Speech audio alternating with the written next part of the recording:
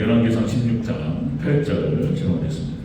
유다의 아사왕 제26년에 바하사의 아들 엘라가 디르사에서 이스라엘의 왕이 되어 2년 동안 그 왕위에 있으니라.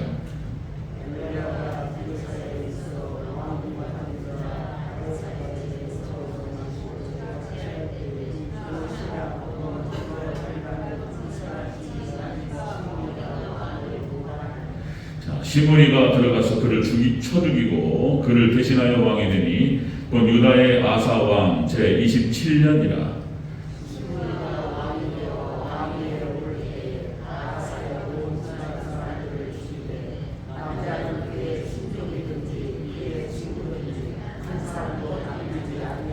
바하사의 온 집을 멸하였는데 선지자 예후를 통하여 바하사를 꾸짖어 하신 여호와의 말씀같이 되었으니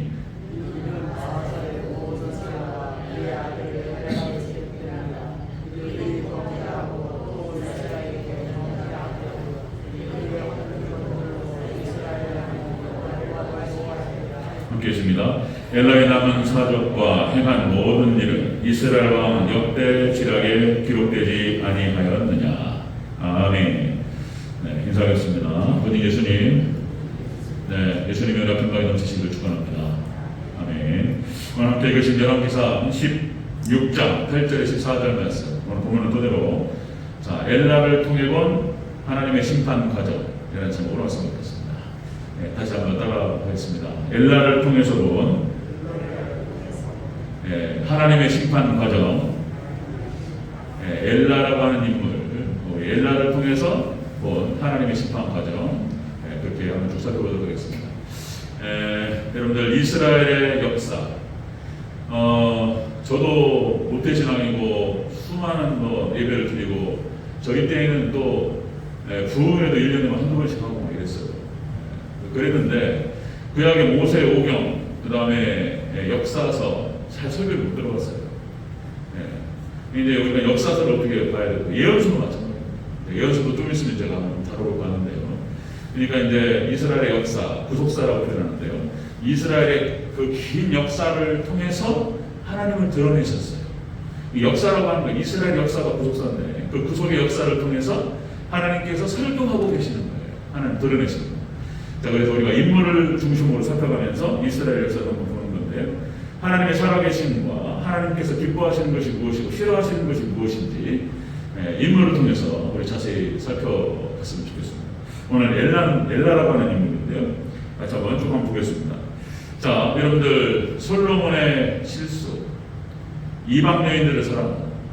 그렇게 해서 우상 숭배를 들여왔다. 그 하나님께서 솔로몬 때는 때리지 아니하시고 그의 아들 모리보셋 때 하나님께서 둘로 나누셨습니다.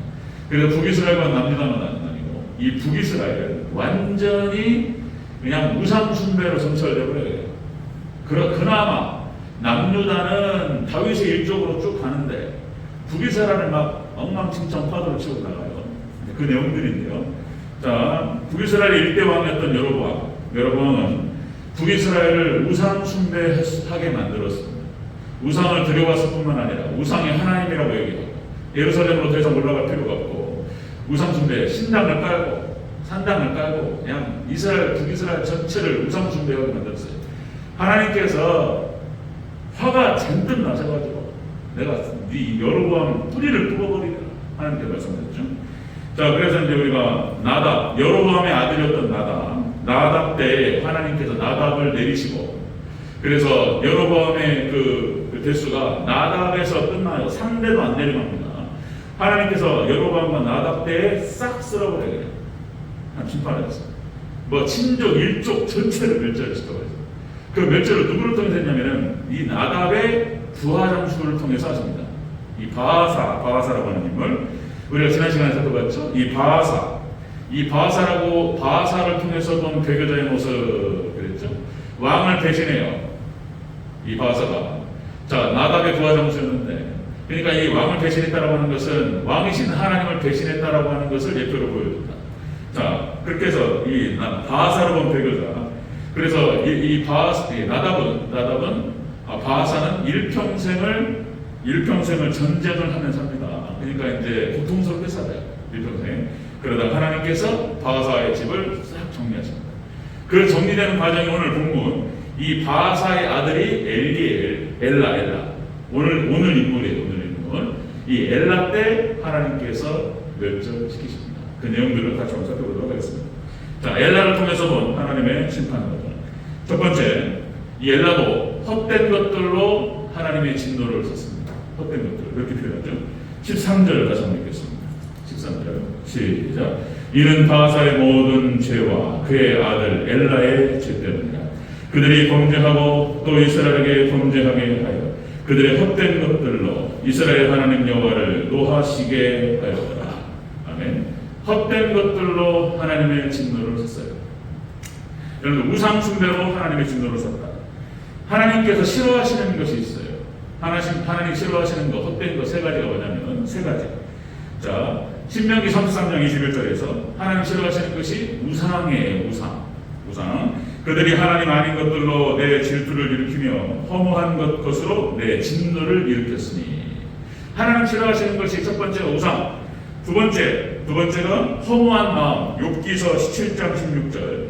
오늘 오전에 말씀드렸죠. 하나님을 떠나서 헛헛한 마음, 그죠? 하나님을 떠나니까 마음이 허무해요. 무상하고. 그러니까 쓸데없는 노래나 부르면서 그러죠. 어떻고 인생이 뭐냐 그러면서 허무주의에 빠지는 거예요. 하나님 싫어하신 거 두 번째 허무한 마음이다. 그 다음에 세 번째 전도서 1장 1절에 나오죠. 하나님 싫어하시는 거 세 번째는 하나님 없는 인생 그 자체를 하나님께 싫어하신다. 헛되고 헛되니 모든 것이 헛되다. 하나님 싫어하시는 거 세 번째 하나님 없는 인생 싫어하신다. 자, 아까 제가 틀렸어요. 전도서 1장부터 8장이 아니고 6장까지 하나님께서 허무하다는 것을 쫙 말씀하세요. 인생의 허무한 것들, 하나님 없는 지식과 하나님 없는 지혜가 번뇌를 일으키는, 지식과 지혜가 번뇌를 일으키는 게 아니고 하나님 없는 지식과 지혜가 번뇌를 일으키는 거예요. 지식과 지혜로 죄로워야 되죠. 지금 오늘 21세기는 많은 지식을 갖다가 접해야 돼요. 하나님 없는 지식이 허무로 빠지는 거예요. 하나님 없는 지식이 번뇌를 낳고. 두 번째, 하나님 없는 즐거움이 허무해지는 거예요. 하나님 없는 즐거움은 재밌는 거 가고 못 보고 재밌는 거 먹어도 허무해요. 하나님 없는 것들 허무해요. 그 다음에 하나님 없는 수고와 하나님 없는 동무, 친구, 하나님 없는 꿈, 하나님 없는 재물, 하나님이 없는 부여, 이런 것들이 자기의 생명을 깊이 생각하지 않는다 이렇게 표현해요. 자기의 생명을 깊이 생각하지 않는다 이런 것들이. 그러니까 자기가 죽는 줄도 모르고 망하는 줄도 모르고 그냥 가는 거예요. 하나님 없는 것들, 허무한 것들. 자, 그 다음에 전도 7장부터 12장까지 쭉 그런 기록을 합니다. 하나님 말씀의 의미와 가치성에 대해 강조해요. 하나님 말씀의 가치. 자, 그래서 하나님께 순종하고 하나님만을 섬기라 이렇게 말씀해요.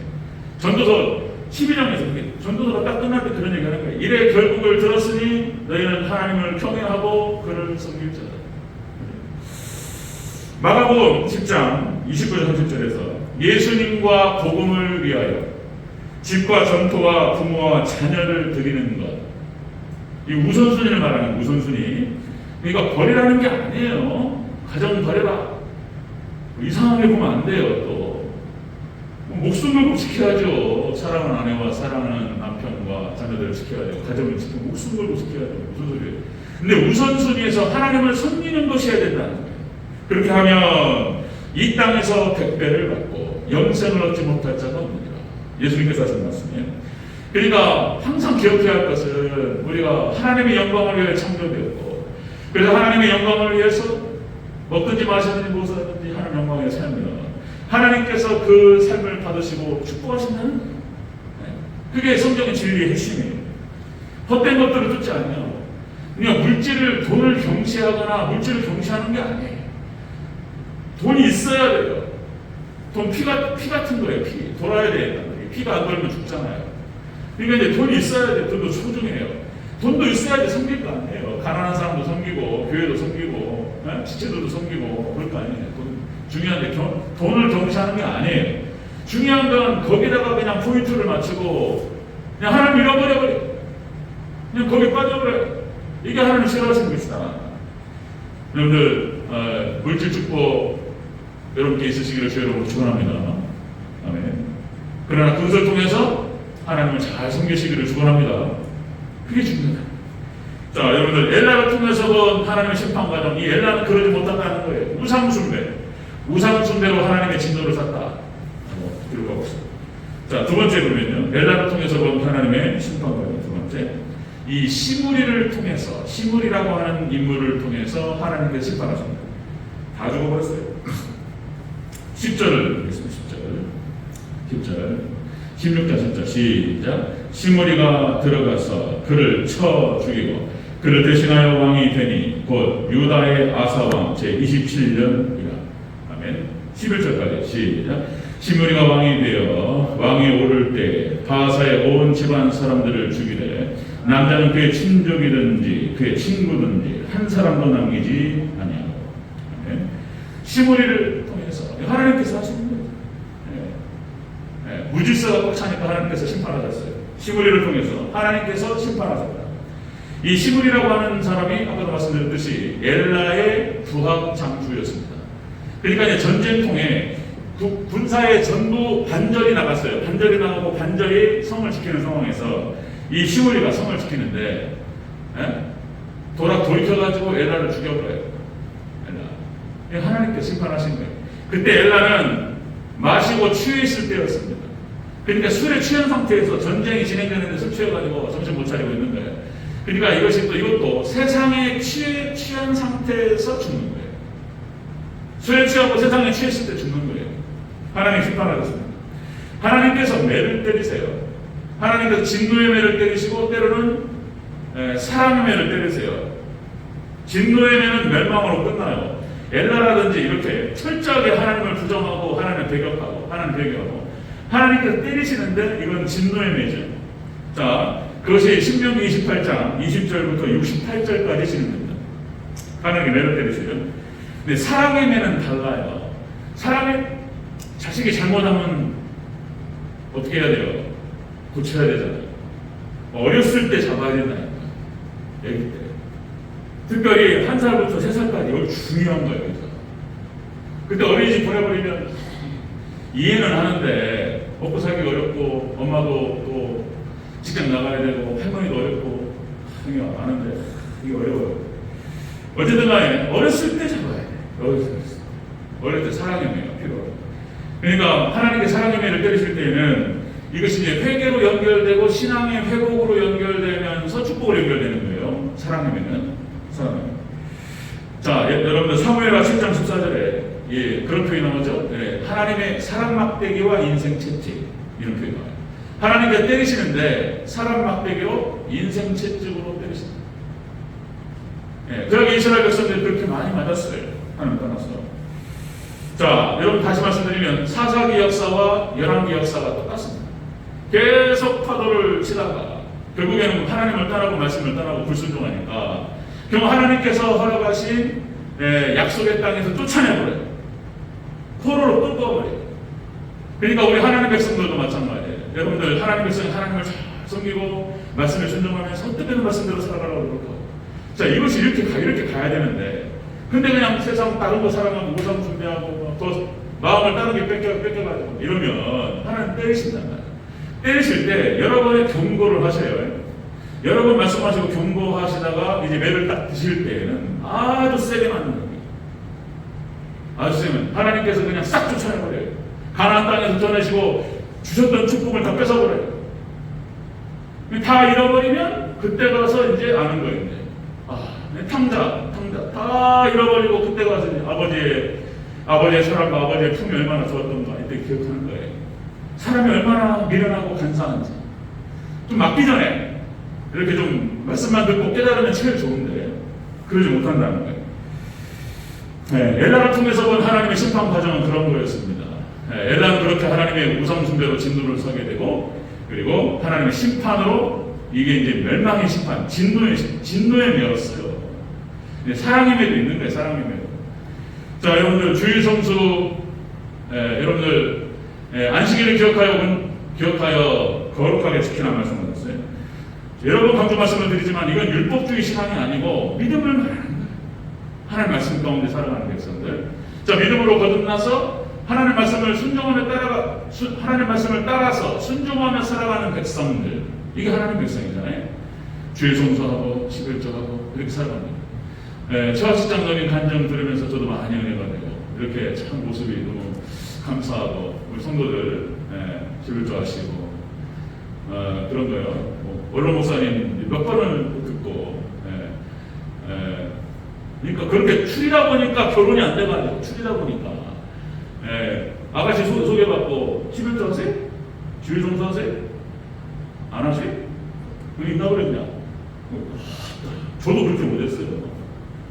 이제 저희 아내는 이제 아주 잘했던 사람이고 하는 은혜로 많은 방황하지 않고 한 방에 만나버렸었잖아요. 한 방에 하나님께서 그 방황하면서 시간 버리지 않고 에너지 쏟지 않고 한 방에 그냥 딱 동사인데 그런 참 감사해요. 주일 성수 문제 전에도 한번 말씀드렸듯이 이런 하나님 말씀에 순종해 살아가는 것이 얼마나 중요한가. 여러분들 한 예를 들어서 말씀을 또 한번 드립니다. 여러분들 제가 아는 분이었어요. 누구라고 말씀드릴 수가 없고 제가 가까이 있는 분이었고 그러니까 주일학교 출신입니다. 그냥 믿음이 있어요. 믿음이 있어서 하나님 없다고 말을 못해. 하나님은 부정을 못하고 교회를 떠나지 못하고 교회는 있었는데 남자가 먹고 살다 보니까 술도 하고 담배도 피우고 이렇게 되잖아요. 그래 멀어지는 거예요. 그러나 또 하나님 없다고 말을 못하고 주일날 이렇게 나오는데 자 개인 택시 하셨어요. 개인 택시라고 하는 것이 저는 잘 모르지만 그냥 쉽게 따는 게 아니잖아요. 오랫동안 10년, 15년, 20년 가까이 일반 택시로 무사고 하면서 조건이 있단 말이에요. 그죠? 그리고 개인 택시를 하나 사려고 하면 그때 당시 9천만 원 1억? 그 자격이라고 하는 것이. 그럼 개인 택시라고 하는 걸 하나 몰면 사업체, 자기 사업체인 거예요.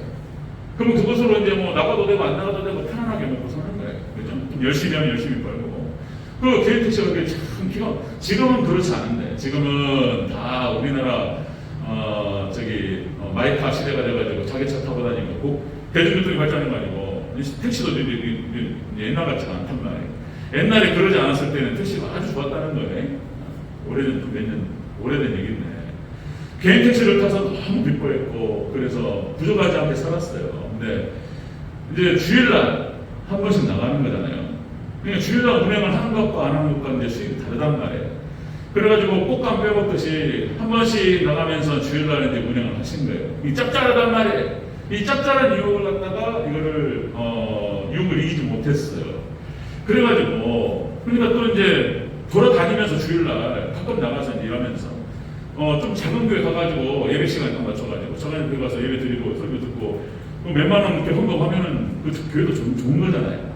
그렇게 합리화 시켰던 거예요. 그 몇 번씩 나가고 주일날도 일하시고 또 바쁘면 못 나갈 수도 있고 이렇게 하면서 그냥 지내셨어요. 자, 하루는 또 주일날 일을 나갔는데 앞에 쫙 진행을 하는데 앞에 트럭이 하나 보이고 차가 환산했단 말이에요. 그래가지고 쐈어요. 1차선 추월차선으로 쫙 쏘는데 이 트럭이 앞에 2차선에 있었던 트럭이 들어올 거라고는 상상도 못 한단 말이죠. 우리가 운전을 하다 보면 상상 못하고 들어오는 차선도 아니고 쫙 쏘는데 앞에 있는 트럭이 쫙 들어버린 거예요. 그냥. 이게 이제 나중에 알게 된 사실인데 이 트럭이 유턴을 한 거예요. 깜빡이도 안 켜고. 어떻게 되는 거예요? 그러니까 저도 이제 운전하다 보면은 이제 갑자기 순간적으로 사각지대가 생길 수 있어요. 순간적으로 안 보인다니까요. 저희 조수석에서 이제 우리 성민이 성분이 켜볼 때 얘네들이 신발끈 매느라고 고개를 딱 숙이는 순간 사이드미러가 안 보이잖아요. 그 딱 순간입니다. 그 순간 만약에 운행을 하고 있는 상황에서 순간 사이드미러가 안 보일 때 순간 사라지는 거예요. 그때 만약에 차선을 옮기다가 순간적으로 안 보이는 상황에서 어떤 일이 벌일지 몰라요. 위험해요. 그러니까 조수석에 타신 분들이 사이드미러 조심하셔야 돼요. 그 정도 아시죠?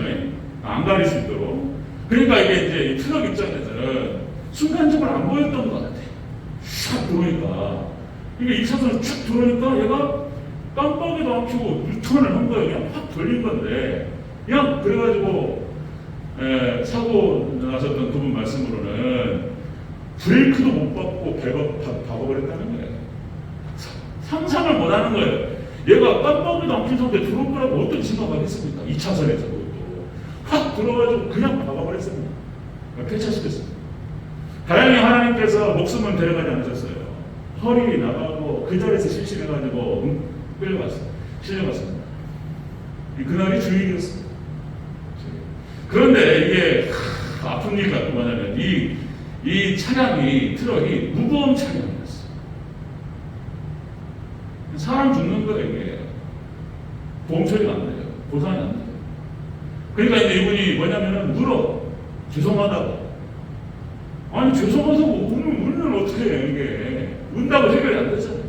그러니까 이런 케이스는요 구속됩니다. 몸으로 때우는 거예요.